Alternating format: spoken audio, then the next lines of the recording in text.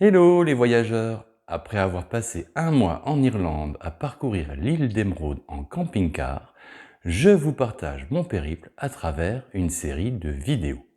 Pour ne rien louper de ma balade irlandaise, abonnez-vous à ma chaîne et pensez à activer la petite cloche pour être prévenu de mes futures publications. Alors, prêt pour l'aventure? Générique!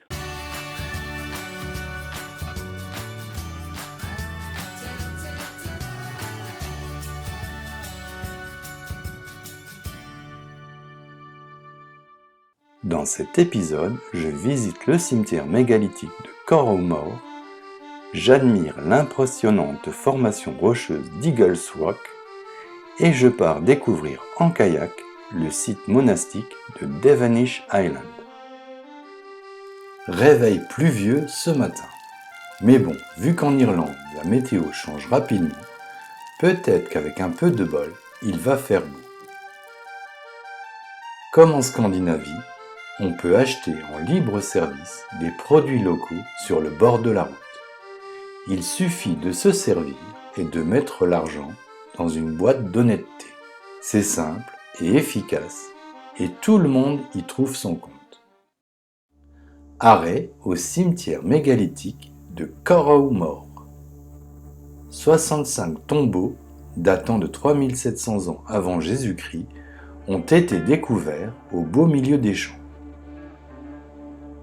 C'est la concentration la plus ancienne et la plus dense de tombes et de dolmens néolithiques d'Irlande. Aujourd'hui, seule une trentaine de monuments sont encore visibles.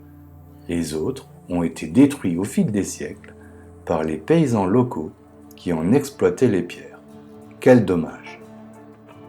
On pense que le site a été initialement construit par des Celtes venus il y a plus de 6000 ans par la mer de Bretagne. Ces Bretons auraient d'ailleurs importé les premiers troupeaux de vaches et de moutons en Irlande. Le type de monument trouvé à Corrowmore est une forme très ancienne de tombe à couloir composée d'un cercle de rochers dans lequel se trouve un dolmen central ou une chambre funéraire. On pense que les cercles de pierre formaient une barrière physique entre le pays des vivants et le monde des morts.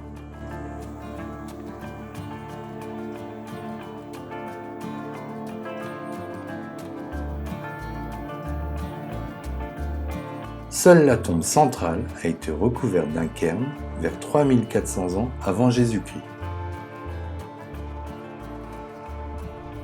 On en ignore encore aujourd'hui la raison.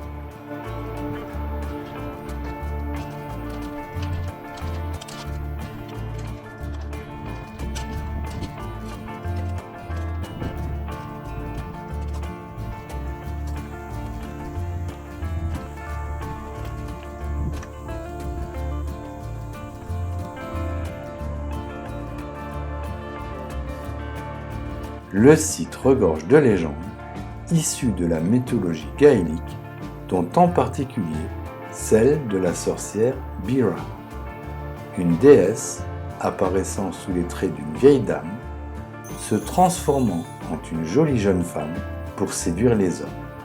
Ou encore celle de l'insatiable reine Maëve, une guerrière avide de pouvoir, dont la seule vue affaiblissait les hommes qui la regardaient. À l'entrée du site, un petit musée renseigne sur les us et coutumes de l'époque.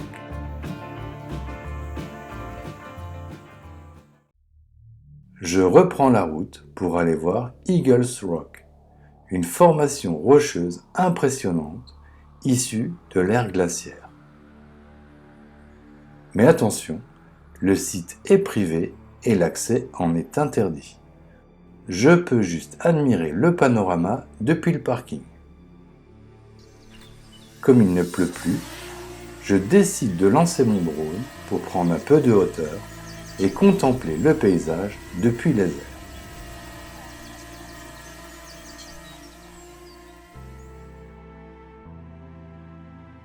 Et franchement, la vue est spectaculaire.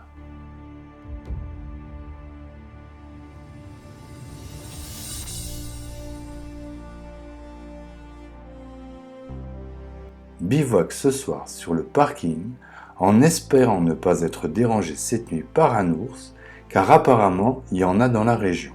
En tout cas, c'est ce qui est écrit sur le panneau d'information.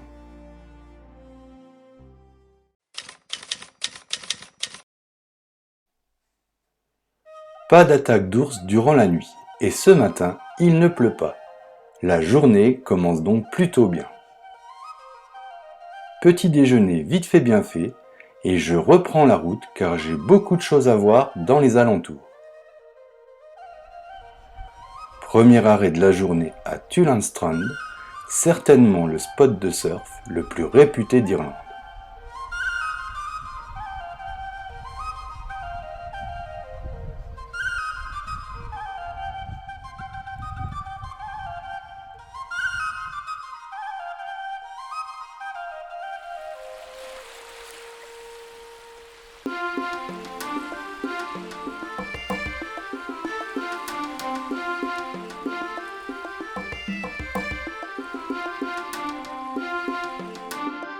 Mais l'endroit est aussi connu pour son arche naturelle qui abrite une multitude de fées. Si on ne les voit que très rarement, on les entend chanter, surtout à la marée montante. Non loin du pont des fées se trouve la chaise des souhaits. Il faut s'y asseoir très délicatement et vous avez alors environ 15 secondes pour faire secrètement vos vœux. Bon, je ne vous raconte pas ce que j'ai fait comme vœu, sinon il ne va pas se réaliser.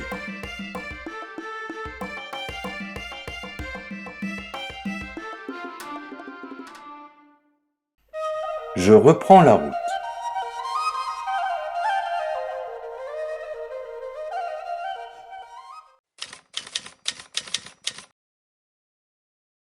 Arrêt au bord de la rivière Erne, un paradis aquatique situé, vous savez où? En Irlande du Nord. En fait, j'ai même pas remarqué que j'y faisais une incursion, car aujourd'hui, il n'y a plus aucune frontière physique entre la République d'Irlande et l'Irlande du Nord. Bref, la rivière Erne, c'est une étendue de 700 km² parsemée d'une multitude de petits îlots et d'enclaves de terre flottante chargées d'histoire. Au fil des siècles, les Celtes, les moines chrétiens et les pillards vikings ont tous laissé leur empreinte dans ces îles. Au programme aujourd'hui, je projette d'aller visiter Devenish Island, un monastère en ruine connu pour sa tour ronde qui se dresse tel un phare au milieu de l'île. J'avais repéré sur le net un endroit sympa pour y faire du kayak, mais on est dimanche et il fait plutôt beau, alors il y a plein de monde.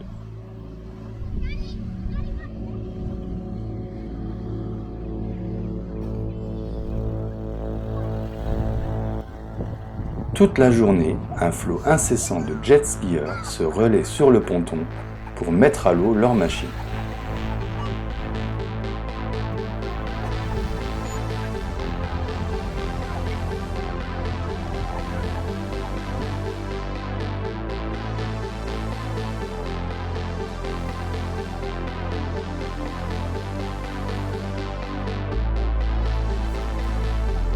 Je vais devoir attendre avant de mouiller mon kayak, sinon c'est sûr, avec tous ces remous, je vais rapidement chavirer et me retrouver à la baille.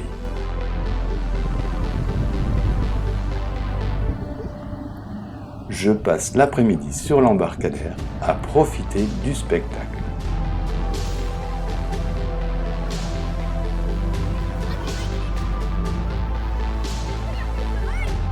Je sympathise avec Paul, un gars de Belfast, venu ici en famille, qui me propose de faire un tour de l'île à fond la caisse à bord de son jet ski. J'ai pas d'image de ce chouette moment, mais je vous assure que c'était trop bien. En fin d'après-midi, les lieux retrouvent un peu de sérénité. C'est à bord de mon kayak gonflable que je traverse la rivière Erne pour me rendre sur Devenish Island, encore appelée l'île aux bœufs, une île qui abritait autrefois un site monastique. Fondée au VIe siècle par saint Molèse, un prêtre qui aurait traversé la mer sur une pierre, ce monastère était le plus important des nombreux monastères insulaires du coin.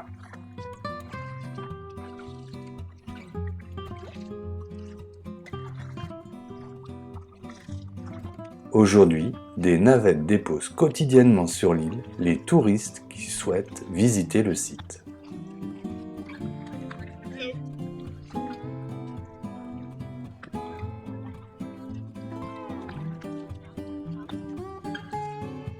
Après une demi-heure de kayak, j'accoste sur l'île.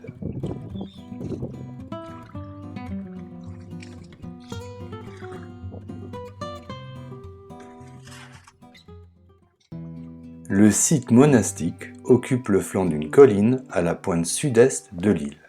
Aujourd'hui, seules les ruines de l'église Saint-Molèse, du prieuré Sainte-Marie et d'une tour ronde ont survécu. Dévéniche était un endroit saint, connu de toute la chrétienté, où les moines travaillaient, étudiaient les saintes écritures et priaient.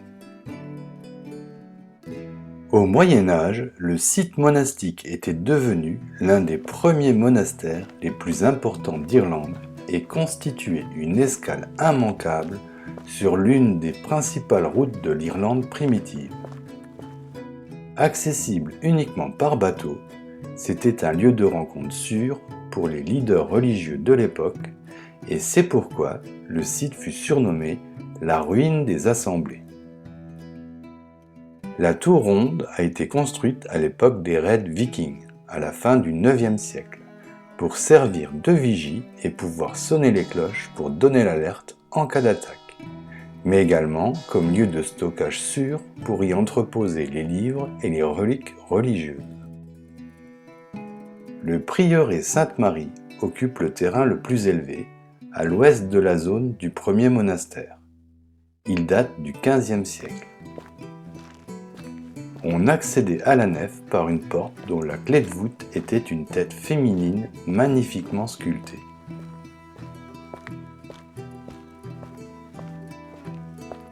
Une tour proéminente a été ajoutée à l'église d'origine. Au sommet de la voûte d'ogive, on peut apercevoir les trous par lesquels les cordes permettant d'actionner les cloches passaient. Les fameux trous vus du dessus. L'escalier est étroit et fallait pas être trop gros quand on était moine ici.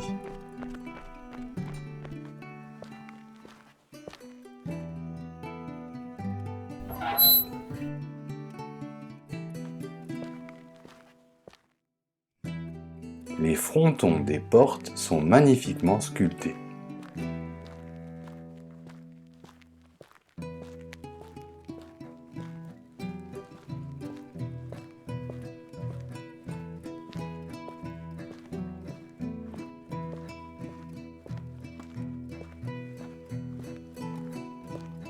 Il est temps pour moi de repartir en kayak, retrouver Max, ma machine à voyager, qui m'attend sagement de l'autre côté de la rive. La suite de ma balade irlandaise est à venir dans de prochaines vidéos. Abonnez-vous à ma chaîne, activez la petite cloche pour être prévenu de mes futures publications, et si cette vidéo vous a plu, n'oubliez pas de la liker, de la commenter et de la partager. Alors, en attendant de vous retrouver pour de nouvelles aventures, n'oubliez pas, le monde appartient à ceux qui le parcourent.